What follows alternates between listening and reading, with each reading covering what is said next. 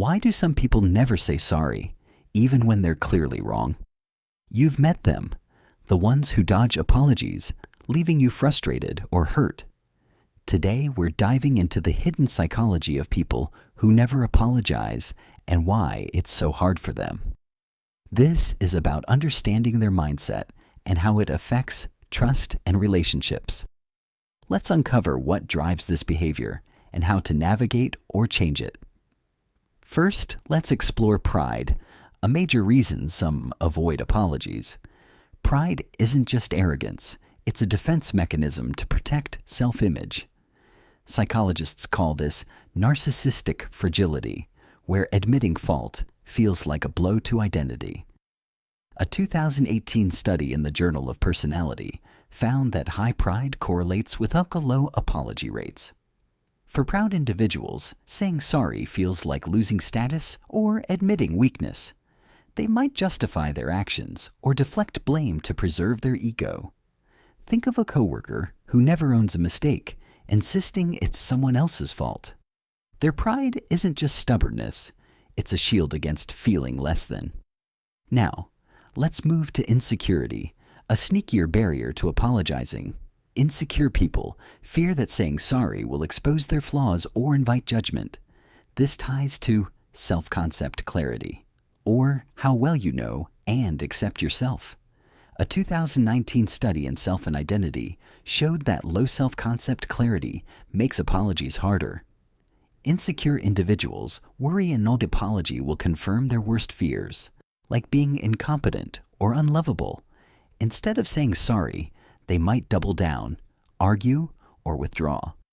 It's like avoiding a mirror because you're scared of what you'll see. This insecurity-driven avoidance erodes trust over time. People compare themselves to others to gauge their worth, especially in conflicts. If they see others as less accountable, they feel justified in skipping apologies. A 2020 study in social psychological and personality science found that social comparison increases defensiveness in disputes. This comparison trap makes them dig in, prioritizing self-image over relationships. Let's see this in action with a real-world example. Meet Tara, a 36-year-old team leader who never apologizes for her sharp feedback. When her harsh critique upsets a colleague, she brushes it off, saying, "They need thicker skin." Tara's pride drives this. She sees apologizing as admitting she's a bad leader. Her insecurity also lurks. Deep down, she fears her team won't respect her if she shows vulnerability. On LinkedIn, Tara sees other leaders praised for tough love, reinforcing her stance via social comparison. Her refusal to say sorry strains team trust, leaving colleagues distant. Now, consider Jake, a 29-year-old graphic designer who avoids apologies with friends. When he forgets a meetup, he jokes it off instead of owning it, saying, "You know I'm flaky." Jake's insecurity makes him fear an apology will highlight his unreliability. His pride also kicks in. He doesn't want to seem lesser by admitting fault. On Instagram, he sees friends shrugging off conflicts, which justifies his behavior. Jake's non-apologies chip away at friendships, leaving him less connected. Both Tara and Jake show how pride and insecurity block apologies, harming relationships. So, how can you, or they, learn to apologize and rebuild trust? First, reframe apologies as strength, not weakness.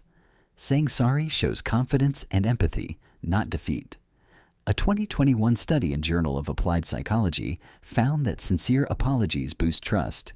Practice with small apologies, like, "Sorry I cut you off in a talk." Second, address insecurity with self-acceptance. Write down 3 strengths daily to build self-concept clarity. A 2019 study in Personality and Social Psychology Bulletin showed self-affirmation makes admitting fault easier. Third, disrupt social comparison by focusing on your values, like kindness or honesty. Ask, does avoiding sorry align with who I want to be? A 2018 study in Emotion found value-driven actions reduce defensiveness. Finally, use a sorry script for tough moments. I messed up. Here's how, and I'll do better. A 2020 study in negotiation and conflict management research showed structured apologies feel authentic. Apologizing isn't about losing. It's about building stronger bonds. You don't need to be perfect to say sorry. Start today. Own one small mistake or affirm one strength. Notice how it shifts your relationships.